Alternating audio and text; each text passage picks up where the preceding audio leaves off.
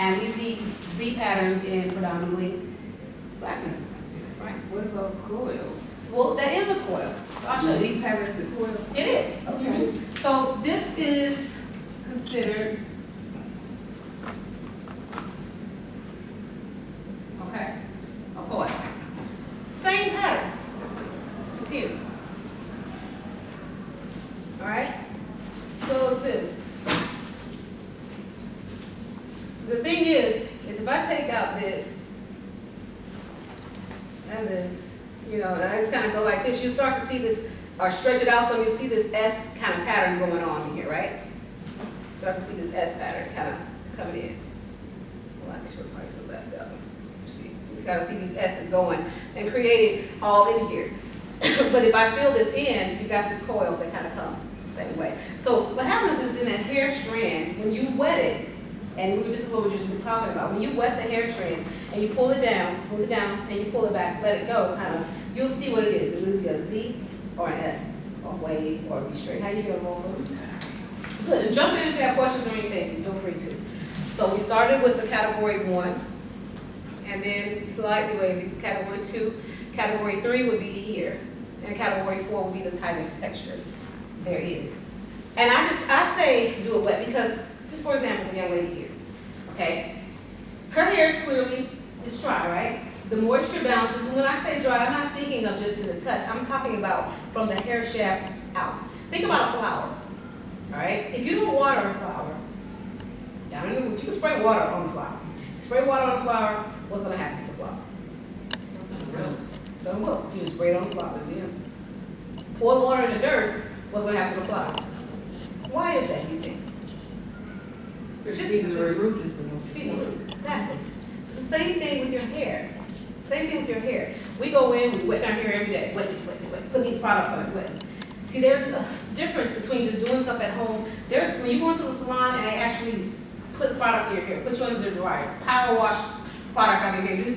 That's for a reason. Sometimes even stylists don't even know, you know, because they haven't paid attention to it. They're thinking about the styling instead of the health of your hair strands, okay? So, now, how do you get your hair to be hydrated, which is a difference from just moisturized. Moisturized is like just some water sprayed on your hair, and then by the end of the day, your hair is dry back up and you're mad again. That's moisturized. Hydration is when you're actually going in, opening up that cuticle shaft, putting product into there with the whisper whip, like I was talking about, well, I'll go back to that later, explain, and smoothing the cuticle back down, getting under a dryer, letting it really penetrate, rinsing it with cool water, sealing it back down, and then starting from there, introducing your products, your styling products, or your oils, and things like that, so that it can stay hydrated from within. You get into the roots. That's the difference. Some people think roots scalp. No, I'm talking about the roots of this appendage, which is your hair that's growing out. That's going to be two separate things. I mean, you following me so far? Mm-hmm. Okay. So the reason why I determine texture when it's wet is because once I go in with the whisper whip and actually open that shaft, your hair starts to respond. It wakes up like a flower. Like I could do a demonstration with you and show you exactly what I mean. If that's okay. Come on. I always meet somebody. This is like half the reason why I went up. This is like the only reason why I came. I'm like, I want somebody like, oh, do something to my hair. She's like, yeah, I'm staying right here. So, what's your name again? Monique. Monique. So this is Monique. What's your name? My name is Shantla. If you would have said someone again, I would have just been died. What's your name? Elaine. Elaine. Okay, Shanta, Elaine, Michelle, Joyce, Monica, and Monique. I'm not gonna remember everybody's name. So this is Whisper Whip. This is actually a product that I created. Whisper Whip is a cleansing product. I'll let you smell it and I'll pass it around so you guys can get familiar with it. How often should somebody use that product? As often as you like. So the Use it every day. You can use it every day if you like.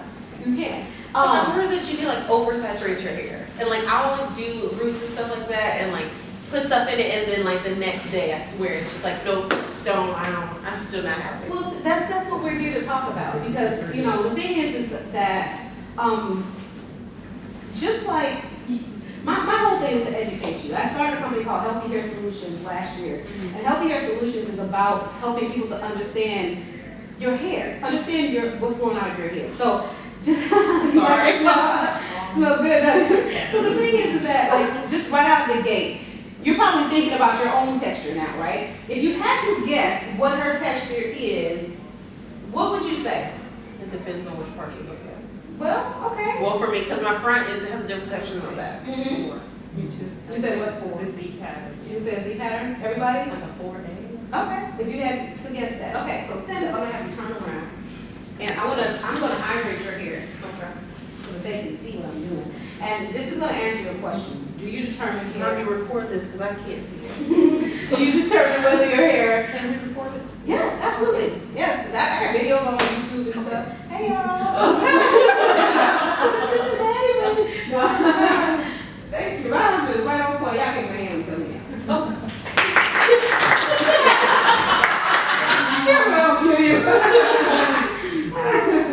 So this is actually two things. Two things. Number one, the number one component here. Combs on natural hair is a no-no. I learned that over the years. Combs on natural hair is a no-no because we are dealing with circles, be it big circles, smaller circles. If you're in category 3, 4, you should not be using a comb on your hair so often. It should be only if your hair has been pulled, stretched, and you're combing it and working your way up towards the scalp. That's the only time you should use it. And you should be using tension. So I just literally parted her hair. I think combs should never be used. And pin it on, yeah. Pin it on top of I'm it. not allowed to use a comb on my hair. It's hard, right. My finger, my hair just fine. Exactly, I can tell, because I can actually see your textures, right? So, I'm taking her hair, and sometimes if you start on the root and you pull your finger out, you'll see a stop here, right? That's because those coils are kind of intertwined. I'm gonna literally take the bottom of her hair, stretch it out like this, and kind of work my fingers through. Right, that way. Did that hurt? Right, see, and it shouldn't hurt. Even for kids, mothers take notes, because on kids, they will let you know, I don't want to comb my hair, no. So I actually will part her hair into 4 sections, and it's only because she has not been whisper hydrated by me before. So this is the very, very first time for her. So I'm approaching this as a client of mine that will come into the salon. This is what we would do. After we consult, talk about where she wants to go, what she wants to do with her hair, then we'll go here. Now that I have the 4 sections, I'm going to break this down into about a quarter of this particular section. And before I do anything to her hair, I'm going to stretch her hair down, very taut, like this. And I'm going to move. You missed out on me, girl. I had to get somebody. Okay, come on in. I'm actually going to kind of work through any little tangles that I may run into right here on the ends. A lot of times people will say, I think I get these fairy knots in my hair. Well, that's part of the dryness and shedding, because people's hair shed 100 strands, up to 150 strands a day. So if you're not combing your hair, it's natural. When you finally do go through it, you're going to get this shed in your hair, right? Get the shed. So I'm kind of working through. I said that looks like that takes a long time if you're doing it yourself.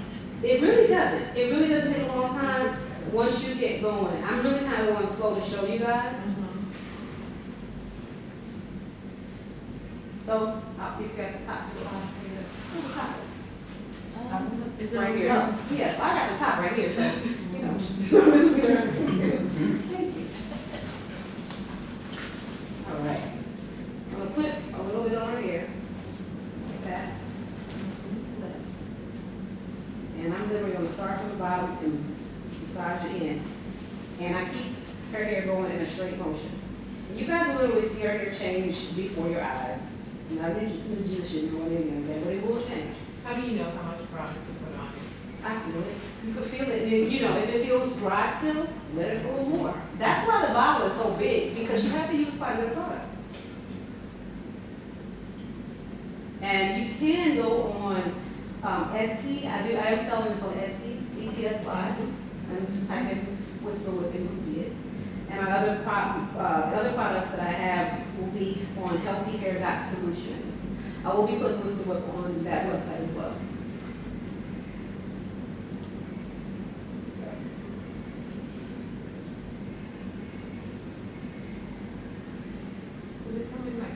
size? No, it doesn't. Because it's kind of like, you have to use quite a bit of it. And I had some smaller sizes originally, but people kept coming in buying the bigger bottles because their husbands started taking it, kids started using it. Everybody was using it in the house but the dog. But we'll talk about put some on some dogs too. Yeah. So we'll talk some dry dogs. Yeah, but just thinking if you travel, you know, just having a handy, something smaller. Right. Mm-hmm. I definitely see her hair changing. You see it changing?